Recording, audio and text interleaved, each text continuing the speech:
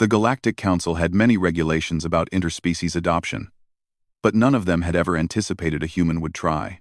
Arya Ven stood in the sterile white chamber of the Keshari embassy, her calloused hands resting on the edge of a crystalline desk, while Ambassador Thex Nor regarded her with 4 amber eyes that radiated skepticism. The Keshari were a proud species, feline in appearance, with luxurious fur that shifted colors with their emotions, and a society built on strength, agility, and the sacred bonds of their pack structures.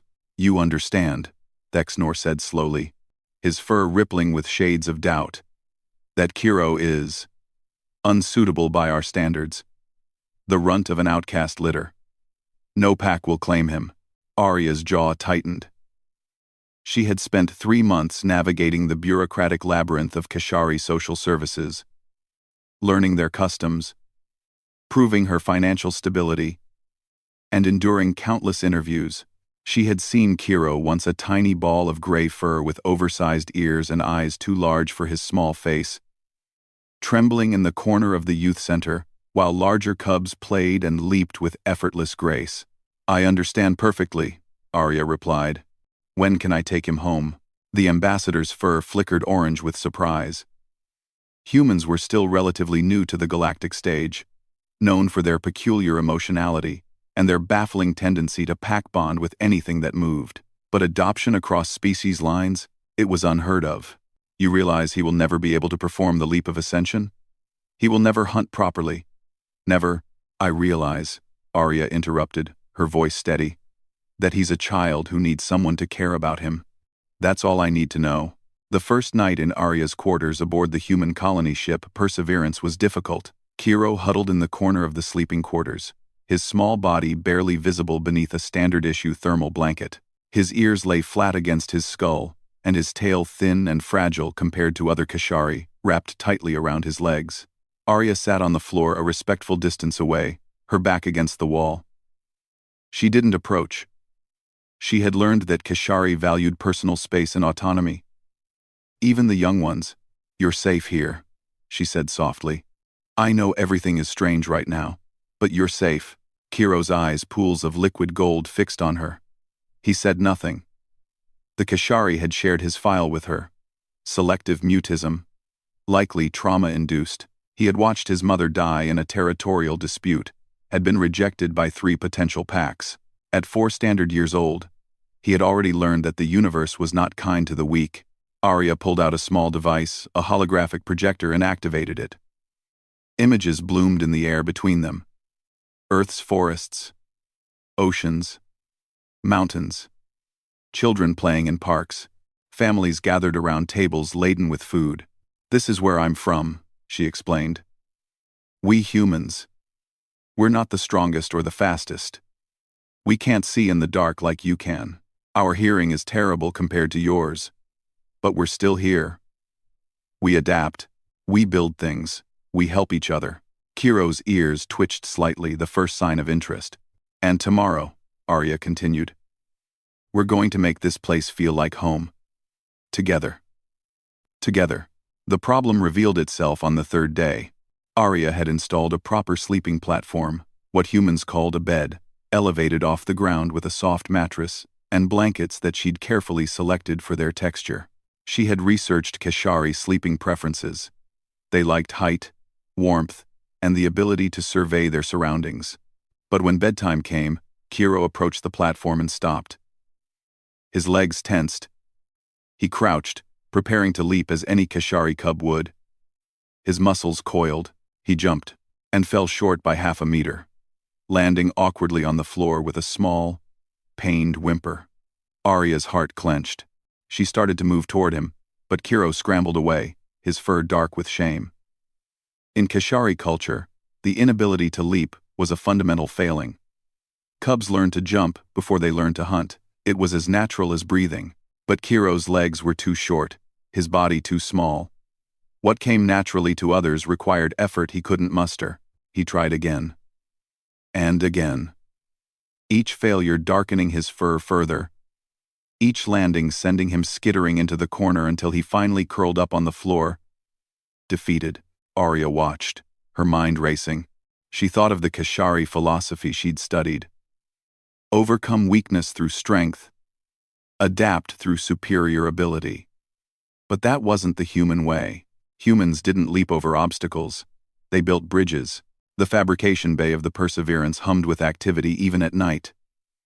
Arya sat at a design terminal, her fingers flying across holographic interfaces. She pulled up specifications for Keshari anatomy, calculated optimal step height and depth, selected materials that would be sturdy but comfortable under small paws. The ship's AI chimed softly. Arya, it is 0300 hours. You have quarters inspection in 4 hours. I know, she muttered, not looking up. Almost done. By 0400, she had a design. By 0500, the fabricators had completed the pieces. By 0600, she was back in her quarters, power tools in hand, installing a set of small stairs leading up to Kiro's bed. She stepped back to examine her work. 4 steps, each perfectly sized for small legs, carpeted for grip, sturdy enough to hold weight far exceeding Kiro's. At the top, she had added a small platform extension, a launching point, in case he ever wanted to try leaping again. But he wouldn't need to. The door to the sleeping alcove slid open.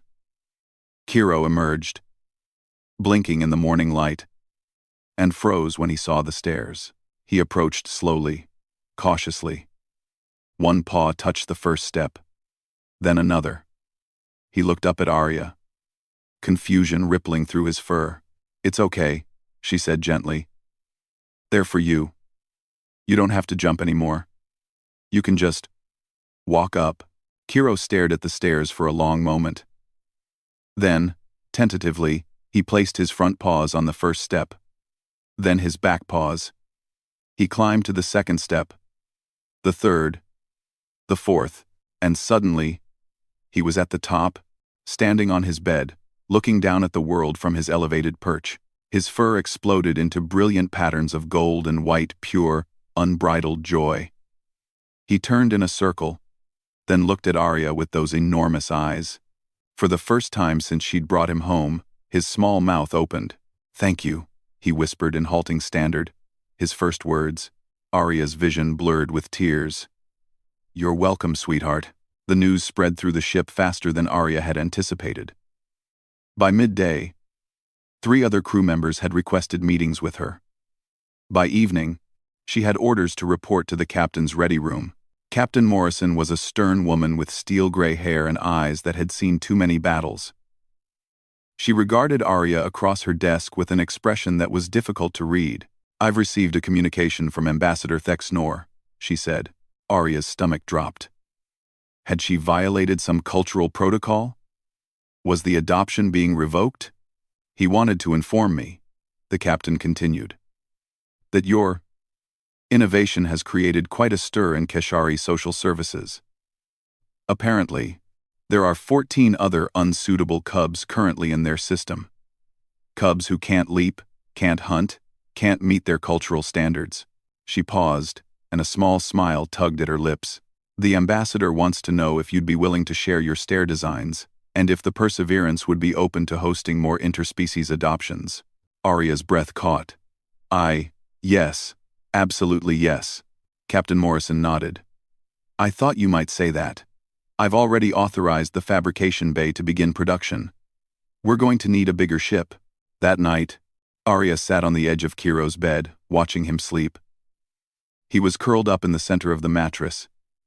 His small body finally relaxed, his fur soft and content. One paw stretched out toward her. She thought about humanity's place in the galaxy. They weren't the strongest. They weren't the fastest. They couldn't leap tall buildings or see in the dark or communicate telepathically, but they could build stairs. They could see a problem and create a solution. They could look at a child who didn't fit the mold and say, "You're perfect. Exactly as you are. The world just needs to adjust." Arya gently stroked Kiro's ears, and he purred softly in his sleep. "Welcome home, little one," she whispered. "Welcome home." 3 months later, the Perseverance had been restructured. An entire deck had been converted into multi-species family quarters. Arya's original designs had evolved. Stairs with adjustable heights, ramps for species with different locomotive abilities, sensory-friendly lighting for species with sensitive vision. Kiro was no longer alone. There were others now, cubs and younglings from a dozen different species, all labeled unsuitable by their own societies. All thriving under human care. The Galactic Council had finally taken notice. There was talk of establishing formal protocols, of studying human child-rearing practices, of understanding this bizarre tendency to adapt the environment to the child rather than forcing the child to adapt. Arya stood in the common area, watching Kiro play with a Drayan youngling, a species known for their inability to vocalize. They were building something together with blocks, communicating through gesture and expression. Both of them accepted and valued. Commander Yuki Chen approached, datapad in hand. "We've got another request," she said. "A Velcrin colony. They have a child born without wings. Their culture demands flight for coming-of-age rituals. Without wings, they want us to take her." Arya finished. "They want us to help her," Chen corrected. "The difference matters." Arya smiled. "Then let's help her. What does she need?" "I'm thinking, some kind of mechanical lift system, maybe integrated into living quarters." "We can do that," Arya said. "We can absolutely do that, because that's what humans did. They didn't demand that children change to fit the world, they changed the world to fit the children, one stair at a time."